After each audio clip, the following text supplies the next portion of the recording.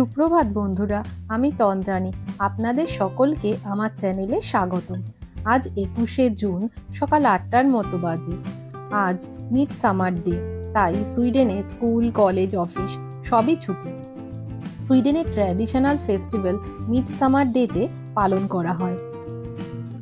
আজ আমরা যাব দেখতে এই অনুষ্ঠান। আগে কখনো দেখিনি, এই প্রথমবার দেখব, তাই একটু এক্সাইটেড আছি। নতুন কিছু জানতে আমার খুব ভালো লাগে, তাই সকাল সকাল রান্না সব শেষ করে নিচ্ছি। আমার আবার কোনো জায়গা থেকে এসে রান্না করতে আর ইচ্ছা করে না। আমরা দুপুরের খাবারটা খেয়ে তারপর যাব। আপনাদের সাথে গল্প করতে করতে আমি চানাটা একটু সেদ্ধ করে নিচ্ছি।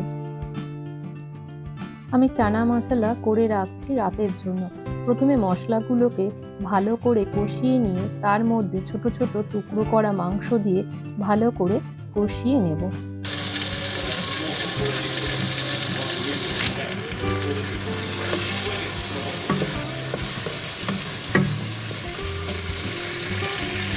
মাংসটা ভালো মতো কষে গেলে তার মধ্যে সেদ্ধ করা চানাগুলো দিয়ে ভালো করে ফুটিয়ে নেব। ভালো মতো ফুটে গেলেই তৈরি হয়ে যাবে চানা মশলা। এদিকে আমি যাই ছেলেকে রেডি করে দিই, না হলে আবার দেরি হয়ে যাবে। আমরা রেডি হয়ে চলে এসেছি বাস স্ট্যান্ডে। বাসে করে যেতে হবে লিনেপ্লাসে, সেখান থেকে যেতে হবে স্লটসকগেন। লিনেপ্লাসেন এসে হাঁটতে শুরু করি পার্কের উদ্দেশ্যে। সেখানে মিডসামারের অনুষ্ঠানটা হবে। প্রাচীনকাল থেকেই গ্রীষ্মের মাঝামাঝি হলো বছরের দীর্ঘতম দিন এবং এটিকে একটি জাদুকরী রাত হিসাবে বিবেচনা করা হতো। কৃষিপ্রধান সময়ে গ্রীষ্মকাল এবং উর্বরতার ঋতুকে স্বাগত জানাতে সুইডিশরা মধ্য গ্রীষ্মের উদযাপন ব্যবস্থা করত। সেই সময় থেকেই এই অনুষ্ঠানের সূত্রপাত।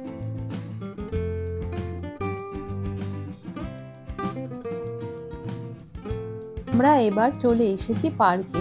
অনুষ্ঠানে অংশগ্রহণ করার জন্য অনেকেই আগের থেকে চলে এসেছেন। চারদিকে পরিবেশটা দেখুন কত সুন্দর, শুধু সবুজ আর সবুজ। কত পাখি উড়ে বেড়াচ্ছে। এগুলো সব শৃগাল, ভীষণ কর্কশ গলা।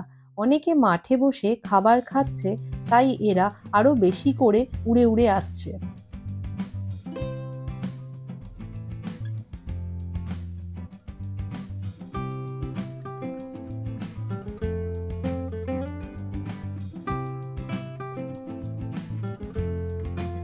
মাঠের মাঝখানে ম্যাপল তৈরি করা হয়েছে। একটি সুইডিশ ম্যাপল হলো প্রায় 20 ফুট লম্বা একটি খুঁটি, যার শীর্ষে দুটি বড় লুপ রয়েছে। অনেকে বলে যে এটি একটি উর্বরতার প্রতীক হিসাবে উদ্ভূত হয়েছে। আবার কেউ কেউ বলেন যে এটি পাতাল, পৃথিবী এবং স্বর্গের মধ্যে একটি সংযোগ স্থাপনের প্রতিনিধিত্ব করে।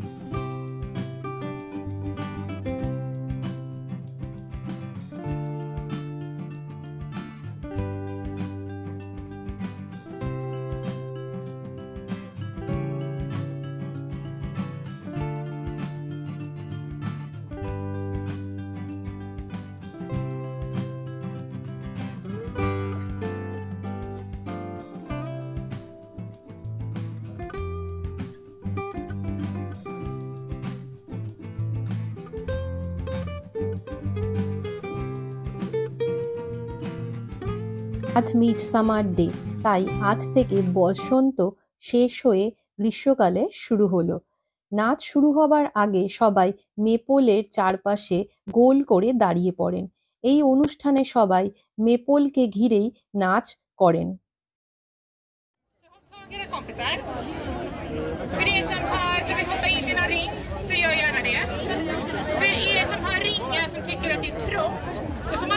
আচ্ছা, মাঝখানে ঢুকে তোলা যাচ্ছে না। Nu ska vi dansa om Lotta. När vi sjunger om Lotta så dansar vi och så backar vi tillbaka.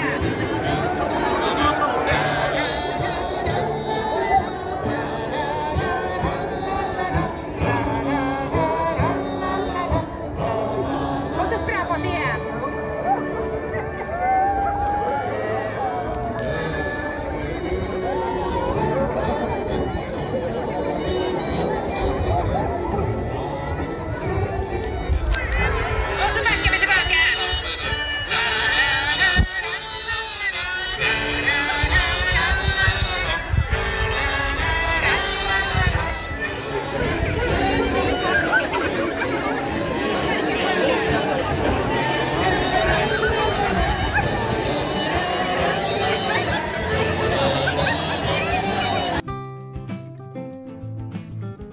আমাদের মতো অনেকেই এই অনুষ্ঠানটাকে রেকর্ড করতে থাকেন। হঠাৎ করে একজন বয়স্ক মহিলা এসে আমাকে বলেন, দাঁড়িয়ে আছো কেন, অংশগ্রহণ করো, বলে আমার হাতটা ধরে টেনে নিয়ে যান।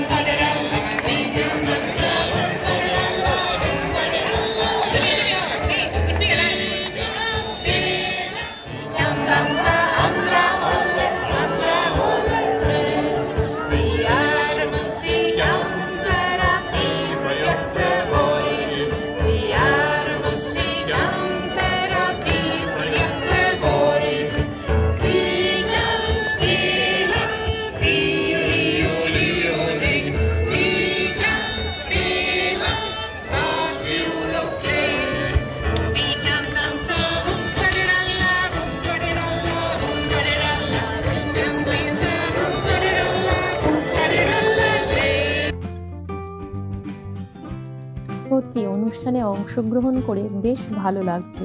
বিকেলটা একটু অন্যরকম কাটছে। শেষ মনে হয় বিএড কলেজের অনুষ্ঠানে আমরা বন্ধুরা মিলে খুব আনন্দ করেছিলাম।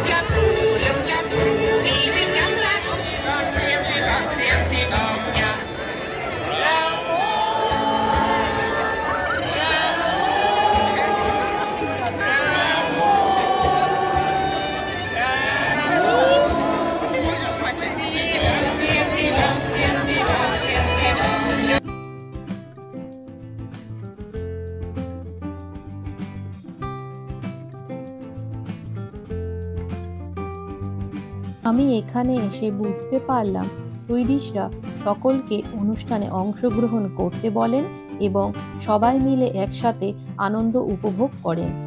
এবার শুরু হচ্ছে ট্র্যাডিশনাল ডান্স।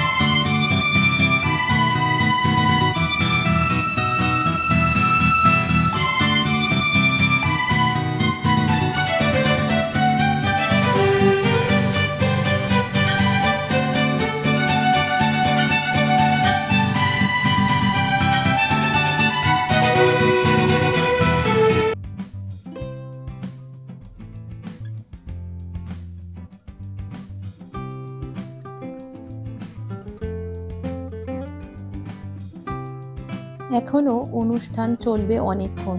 এখন বিকাল 6টার মতো বাজে, তাই আমরা বেরিয়ে আসলাম। কেমন লাগছে আপনাদের অনুষ্ঠান দেখতে? আমাকে অবশ্যই জানাবেন। আমিও আপনাদের মতো প্রথমবার অনুষ্ঠান দেখলাম। আমারও খুব ভালো লেগেছে, একটু অন্যরকম সাংস্কৃতিক।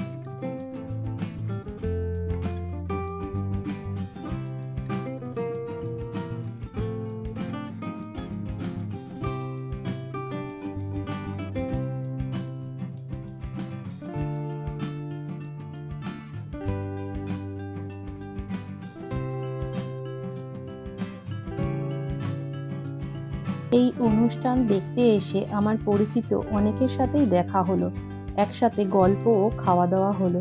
দেখুন মাঠের চারদিকে কত লোকজন ভরে গেছে, বেশ একটা ফেস্টিভ ফেস্টিভ মুড মনে হচ্ছে।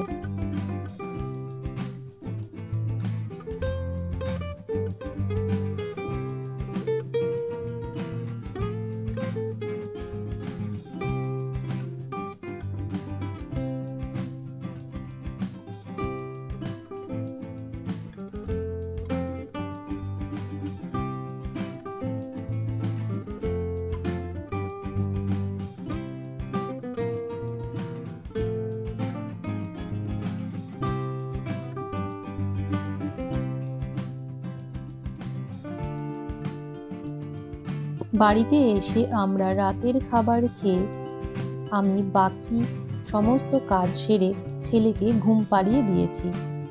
তারপর ড্রয়িং রুমে এসে বাইরের দিকে তাকিয়ে দেখি এত সুন্দর একটা প্রকৃতির রূপ। এখন রাত 11টার মতো বাজে, আকাশটা কি সুন্দর হয়ে আছে। বাইরে এখনো অনেক আলো রয়েছে। দেখুন আজ রাত্রিবেলায় বৃষ্টি হবার কথা আছে। আজ বছরের সবথেকে বড় দিন, তাই এখনো অনেক আলো রয়েছে চারদিকে। মনে হচ্ছে সবে বিকেল হয়েছে।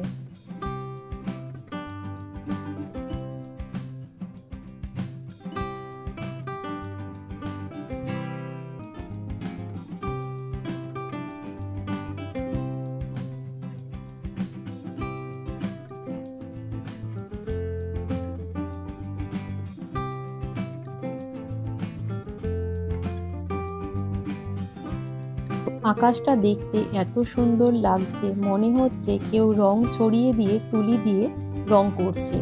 আজকের ভিডিওটা আপনাদের কেমন লাগলো জানাবেন। ভালো লাগলে অবশ্যই লাইক ও শেয়ার করবেন। আর যারা এখনও সাবস্ক্রাইব করেননি তারা প্লিজ অবশ্যই সাবস্ক্রাইব করবেন। আবার দেখা হবে পরের ভিডিওতে। আপনারা সবাই ভালো থাকবেন, সুস্থ থাকবেন। শুভরাত্রি।